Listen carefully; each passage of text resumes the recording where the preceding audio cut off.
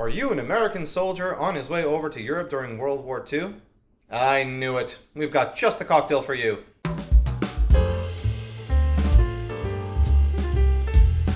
So the Irish coffee is, of course, another coffee cocktail, man. Shut up.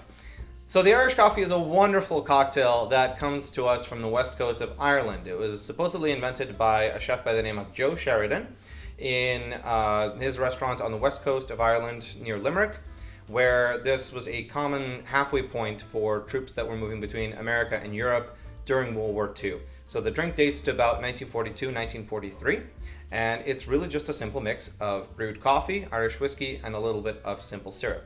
Now, if you watched our 5 common myths about cocktails video, you might have seen that Irish cream occasionally gets used in Irish coffees. That's not traditional. If you like it that way, that's fine. We're going to be using a little bit of milk foam here, but overall it's a pretty straightforward mix of just coffee, whiskey, and a little bit of sugar. The version we're going to be doing here today comes to us from Dead Rabbit Bar in New York. It's a fantastic cocktail bar. If you're in New York, please go check them out. They have a book. You can find it on their website or on Amazon. It has this recipe in it, and it's terrific. We will be using an Irish coffee or hot toddy mug. You don't have to do this, of course, but it makes for a very nice presentation. So to make this, we're going to start off with a ½ ounce of simple syrup. This is just sugar mixed with water. We use a 1.5 to 1 ratio. So ½ ounce of sugar, water. Now for the Irish whiskey, again, I'm going to be using Powers Gold label, but use what you prefer. We're going to be doing 1 ounce here.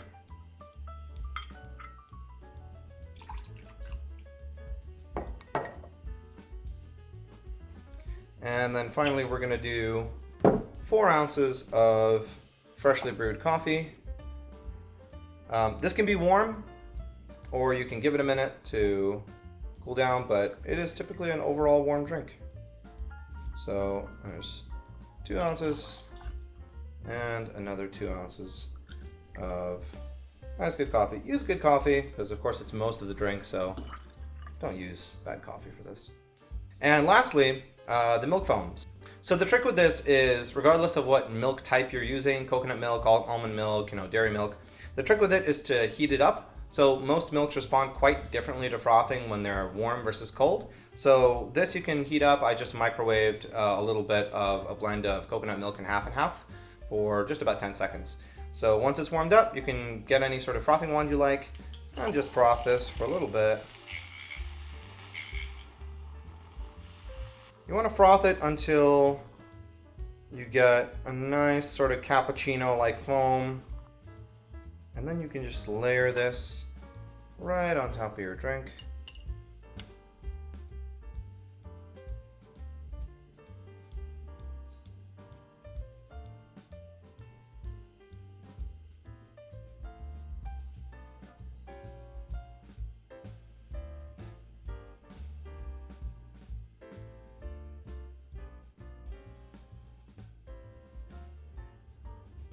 Lovely.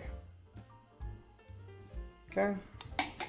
And then lastly, this part is optional, but it's a nice little touch.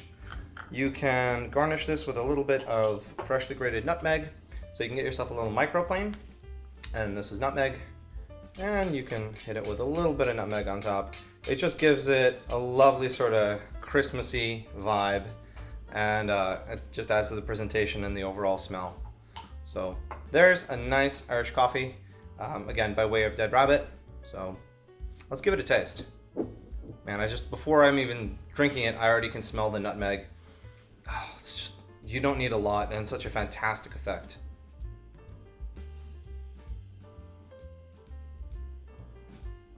Oh man, that's wonderful. That's just happiness in a little cup. That's fantastic. The coffee you use is probably going to make a bigger impact on the flavor than the Irish whiskey. You probably don't need to use a super expensive Irish whiskey here. I feel like it would get lost through the coffee and the sugar. But make sure your coffee is not too burnt or too sour or anything like that, because it's most of the drink. Oh man, this is a fantastic combination.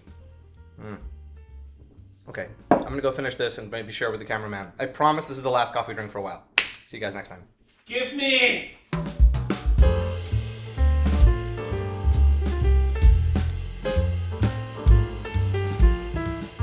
The funny thing is, that's actually really good.